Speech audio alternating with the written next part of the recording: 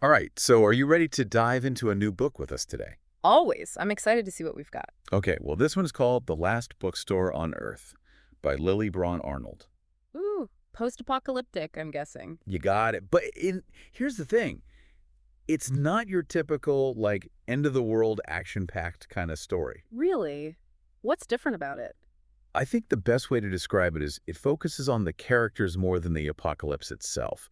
Like, the world has definitely gone through some crazy upheaval, but the story really zooms in on the everyday challenges of, just trying to survive. Oh, interesting. So it's less about zombies and explosions and more about the human element. Exactly. It's like, what would you actually do if the world as we knew it suddenly vanished, right? Yeah, those little everyday things we take for granted. Totally. Okay, so we meet our main character, Liz. She lives in this, how should I put it, rundown bookstore. Rundown. Yeah, it's seen better days. She inherited it from someone, and it's in, of all places, suburban New Jersey. Suburban New Jersey. Not exactly the first place that comes to mind for a post-apocalyptic story. I know, right? It kind of works. Anyway, it's been about a year since whatever happened, and Liz is pretty much on her own, relying on whatever supplies were left behind. So the bookstore itself, is it like a safe haven for her? In a way, yes. It's kind of falling apart around her, almost a metaphor for the state of the world, but it's also the only home she's ever known. That makes sense. I can see how it would be both comforting and kind of unsettling at the same time, like familiar but also decaying. Exactly. And the way the author describes it, it's so vivid, you can practically smell the musty books and feel the dust. Okay, so we've got Liz in her bookstore trying to make sense of this new world, and then enter Maeve. Maeve, who's that? Maeve is like the opposite of Liz in so many ways. She's tough, resourceful, knows how to fix things, the kind of person you definitely want on your team if the world ended. Sounds like she's going to shake things up for Liz. Oh yeah, definitely. Their relationship is like, it starts off with distrust, then they kind of form this uneasy alliance, and it's pretty clear that Maeve is going to push Liz to face some hard truths about herself and the world. That sounds really interesting. I like the idea of these two very different characters coming together and having to rely on each other. It is. And the way the author builds this whole post-apocalyptic world, it's not like over the top. It's the subtle things that really draw you in. Oh, like what? Well, like, there's this scene where Liz is scavenging for supplies and she comes across this ransacked Target. Everything of value is gone except for the board games. Board games. That's an odd detail. What do you think it means? I don't know. But it really makes you think about, like, what becomes essential when the world changes, right? Huh. Makes you wonder what people would value, what they would hold on to. Right. And there's this other thing, these mysterious storms that keep happening. They kind of reshape the landscape, and they add this whole layer of danger to everything. So it's not like the world just ended and now everything's static. It's still changing, still unpredictable. Exactly. And you get these hints about other groups of survivors out there, each with their own ways of coping, their own ideas about how to rebuild. Or maybe not rebuild at all. Ooh, okay. So there's definitely potential for conflict, different ideologies clashing. For sure. I mean, we don't know much about these other groups yet, but just the fact that they're out there adds to the suspense. Oh, It makes you wonder who Liz and Maeve might encounter. Whether those encounters will be friendly or, well, not so friendly. and that's where we leave off for today. Right, we do. But just wait until you hear what's next. Trust me, it gets even more intriguing. Okay, you've definitely piqued my curiosity. Good, that's the goal.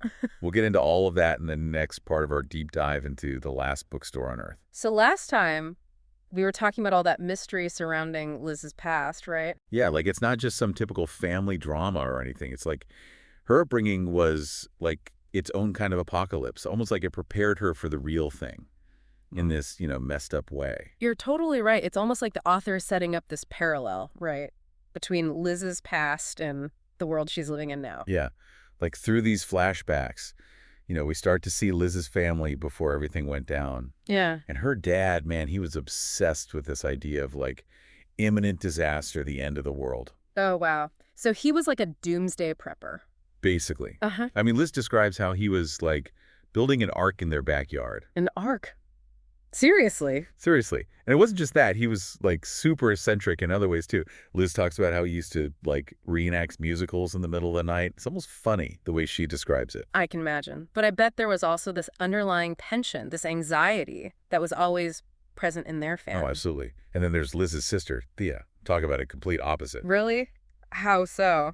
Well, Thea seems super grounded, practical. Like she's the voice of reason in this, slightly unhinged family. So she's the one who tries to keep things real while their dad's off building arcs and singing show tunes. Exactly.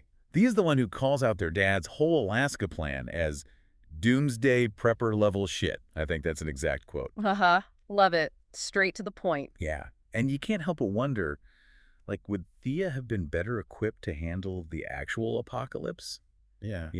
She seems so much more adaptable. That's an interesting question because Liz, she seems more drawn to what's familiar, even if it's, kind of dysfunctional. Exactly. And that's such a key point, I think.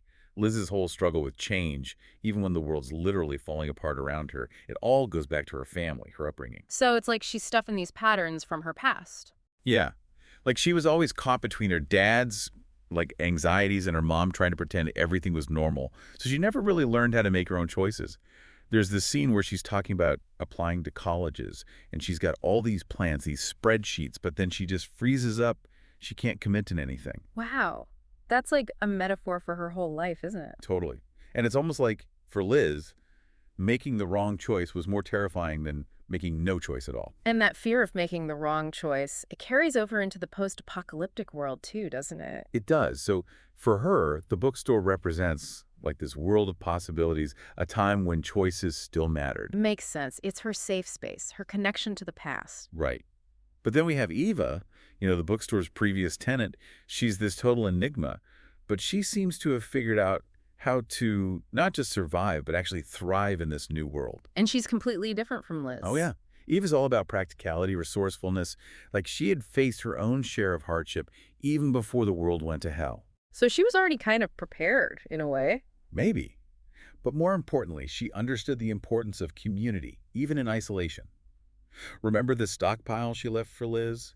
It wasn't just about supplies. It was about, passing on a legacy, Right. making sure the bookstore could become a haven for someone else. Right. It was like she was saying, this place matters. It's worth saving. Exactly. And it makes you think, what would you leave behind for someone to find, Would it be just stuff or something more, like a piece of yourself? Wow, that's a deep question. And, thinking about it, Liz always refusing gifts. It's like this leftover habit from her family. But Eva, it seems like she challenged that. Huh. Yeah, you're right. I never thought about it that way. It's subtle, but it says a lot about how Eva influenced Liz, even without actually being there. Like she planted this seed of change in Liz. And that seed, it starts to grow when Maeve shows up. Oh, definitely. Yeah. Maeve, with her, tough love approach, she pushes Liz to confront her fears and her limitations.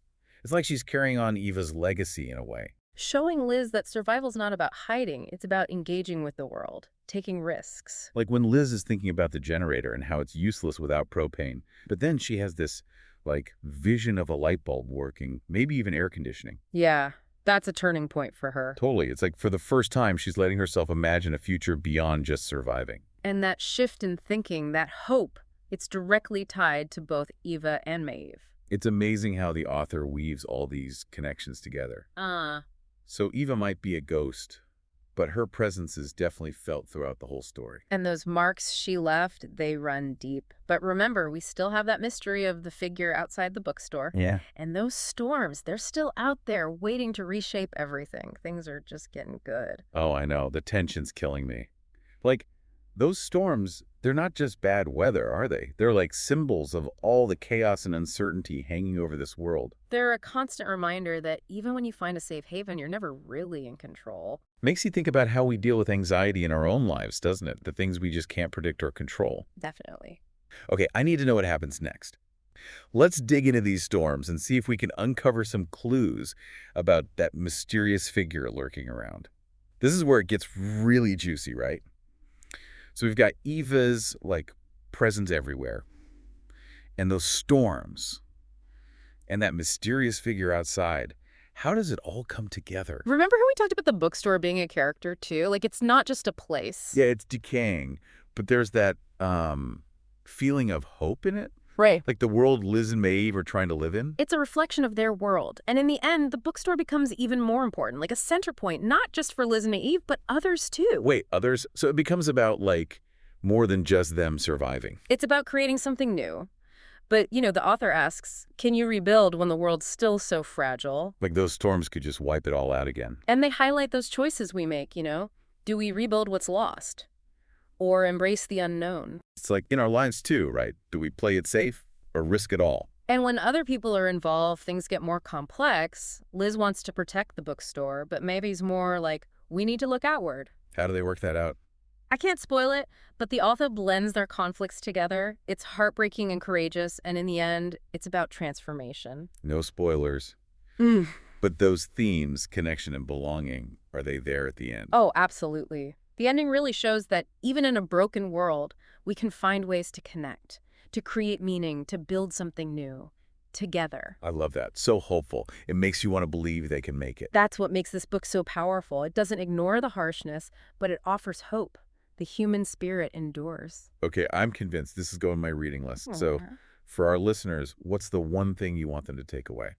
It's not just about surviving the apocalypse, it's about surviving ourselves, facing our fears, embracing change, and finding connection in the most unexpected places. Beautifully put. It's like those storms in our own lives, the things that test us and make us see what really matters. If you want a book that stays with you, that makes you think and feel, question everything, The Last Bookstore on Earth is it. Okay, well, that wraps up our deep dive into this amazing story. We explored the characters, the world, the themes, and hopefully you're ready to pick up a copy now. This is just the start of your journey. Let us know your thoughts and what questions you have. Join the conversation on social media. And until next time, happy reading.